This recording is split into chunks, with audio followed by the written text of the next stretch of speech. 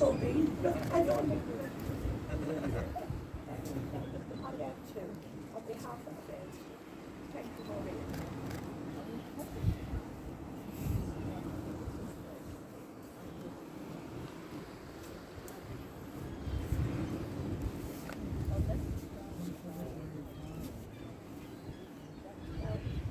We will have a minute.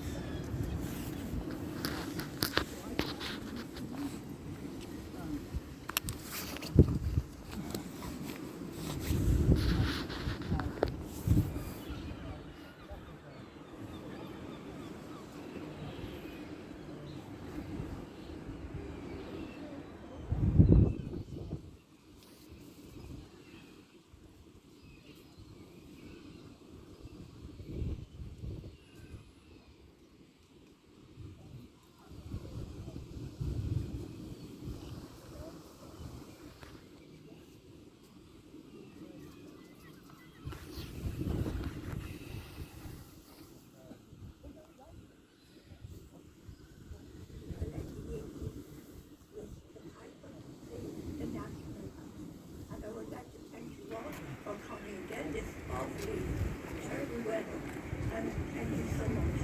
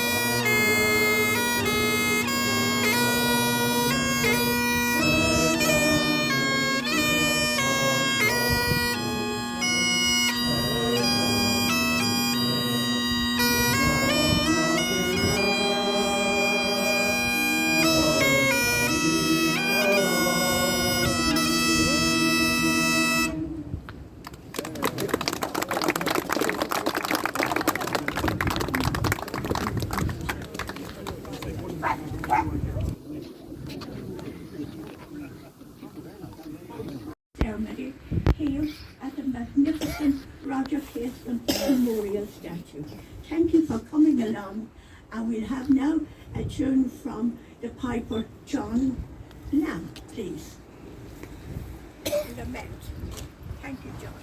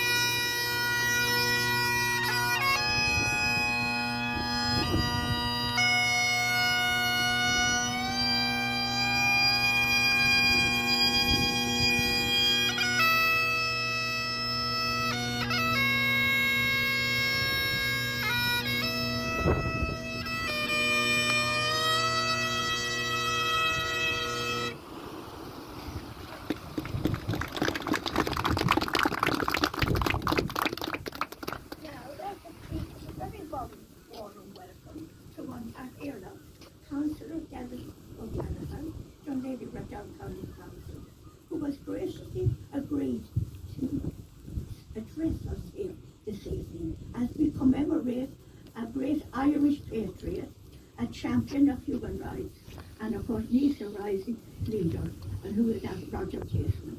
Thank you. Thank you very much, Margaret. Dia Vacarda, August Kate Mila Porta, Rev, Tana Sarum, Vele Unsho, Marco Hirluk, or Corla Dunlera Rahanduan. You're very welcome this evening. It's a bit cold and wild, but we get through it as quickly as we can. Before I say a few words, I want to acknowledge the presence of my colleague, Councillor Michael Clark, here this evening. I also see former MEP Des Garrity. You're very welcome, Des, and the Heritage Officer from Dunleer Ratdown. You're also very, very welcome here this evening. I suppose we're here this evening to lay a wreath, commemorate Roger Casement, organised by the Roger Casement Summer School. Every year since 2016, the Roger Casement Summer School has held an annual wreath laying at the house where Casement was born. This year, 2023, will be the first year that it takes place here at the new memorial statue in Scotsman's Bay. And what a fitting location, given the history of this great man. This bronze statue seen before us all was commissioned by Dunleer Ratdown County Council, created by sculptor Mark Richards, and has quickly become a landmark in the local area. It stands to commemorate Casement, born in Sandy Cove in 1864, who was an early international human rights campaigner and was later executed for his part in the 1916 Rising. Following the installation of the statue last year, Dunleer Ratdown County Council also launched a new book titled The Casement Memorial Statue, which explores the life and legacy of Roger Casement. This beautifully illustrated book by historian Angus Mitchell includes a foreword by Michael D. Higgins, who drew on the Laoghaire, and is available in both English and Irish. And I've read it. It's a fine print. And anybody who hasn't got it, I would ask them to get it. And it's available in both English and Irish. And fittingly, as one aspect of Casement's legacy that is sometimes forgotten, was his active involvement in efforts to revive the Irish language. Interestingly, on reading the book, I noticed the name of Evelyn Gleeson, who was born in 1855, died in 1944, amongst Casement's cultural network. Evelyn Gleeson was an artist. She was a suffragette and founding member of the Doneamer Guild of Irish Arts and Crafts movement, along with Susan and Elizabeth Hughes. This was a cooperative movement. It was also a feminist movement, and it was there for opportunities, for training, for young Irish women at the time. The Eight Sisters in 1908 broke from Doneamer to set up Coola Industries, which they operated from Coola Cottage in Churchtown, where they lived. And on July the 4th, I opened an exhibition of their works in Dundrum Library, along with the Heritage Officer, who was also with me on that evening. To many, Casement is considered one of the most interesting Irishmen in the late 19th and early 20th centuries. He joined the civil service and held several consular appointments in various locations in Africa. During this time, he investigated and produced a hugely influential report on human rights abuses carried out by the European commercial concerns in the Belgian Congo. The Congo Reform Association he helped to found was a prototype of the modern human rights organisation and report for the British Foreign Office about atrocities being committed in the Belgian Congo in 1903, and had the effect of ending the rubber slavery in that region, a scourge that was affecting over 10 million people. In 1910, he compiled a similar report on the abuse of rubber workers in Brazil, for which he was knighted in 1911. His Blue Book report enabled a number of indigenous tribes facing extermination to survive. Casement's name is still remembered and honoured by those communities to this day. The Brazilian documentary Secrets from Putumayo, which tells much of the story of Casement's life, has been screened on 2 occasions at the Roger Casement Summer Schools in the Lexicon Library. As many here will know, Casement's life changed course as he became increasingly interested in Irish nationalism. He resigned from the Foreign Office in 1913 and devoted his energies to Irish independence, supporting Home Rule and becoming active in the formation of the Irish Volunteers. Travelling first to America, he most notably went to Germany to garner their support for the rising in Ireland. And on Good Friday 1916, he landed at Bannastrand in County Kerry, where he was immediately arrested when he was transferred to London to stand trial. His last sight of Ireland was from the boat at Laoghaire harbour, which we see here beside us, and indeed a fitting that a monument 107 years later stands in his memory at the same very location. We can only imagine what was going through Casement's mind on that fateful journey to Laoghaire harbour, and arriving most likely knew that his fate had already been well and truly sealed. Before being forced on board, did he give one last lingering glance at Laoghaire, indeed at Sandy Cove, in the knowledge that he would never see it again. At the end of a high-profile trial, he was found guilty of high treason and executed at Pentonville Prison on the 3rd of August 1916. In 1965, his remains were returned to Ireland for burial. Casement was an extraordinary Irishman who used his voice to challenge the status quo and the unchecked exploitation of people and natural resources. His legacy remains of great relevance to the contemporary world, and his concerns about the human and environmental impact of commercial supply chains remains wholly relevant today. Like many, the Laoghaire Rathdown County Council and the organisers and contributors to the Roger Casement Summer School are believers in the values Casement demonstrated in his life. Respect for people of all nationalities and stations in life, and true to one's conscience. We must all have concerns around the apparent rise of far-right organisations can never, ever win out. That the spreading of such fear and hatred is not acceptable in a welcoming country like Ireland. Last year,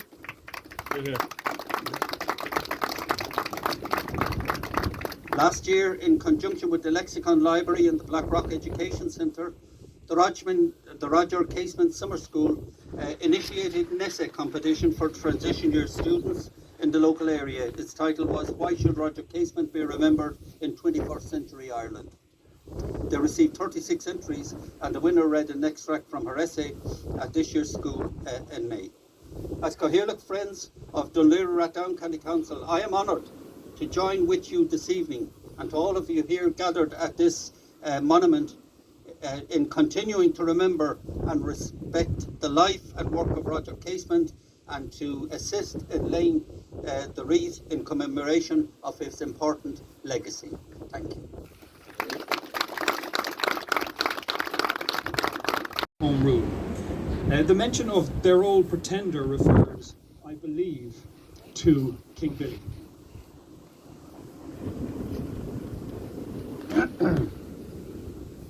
And now again I see your face, in this far different gathering place. More silver bright about your brow, your crown of years is shining now. About your face, more sternly pale, no wind of summer flouts the veil, as when I had speech of you, where once the ash of Ushnach grew. But here are oaks of England planned, and fashioned by the carver's hand, with emblems, arms, and motto beat, to make a stately judgment seat for the high judges of the land. Here rings no stave of chanted song, but black-gowned men sit silent long, while that authoritative voice from listening 12 makes plain choice.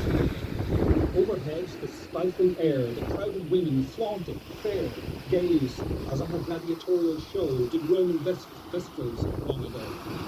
Bold looks they bend on him your friend. A captive brought for trial here, 'tis he who travelled under wave from Elbmouth to Kerry Coast, when armed help was needed most by men impetuous as brave. What now his souls get sanded, not on that dawn foredoomed to be, with falling trap and strangling cord, the felon's death by tone abhorred. as insult when united men were wearers of the Gallic sword. Roger will die in Emmet's Mood and Russell's, like the three who stood in Manchester, on scaffold high, hopeful of God's deliverance nigh. Past is his darkest, loneliest hour,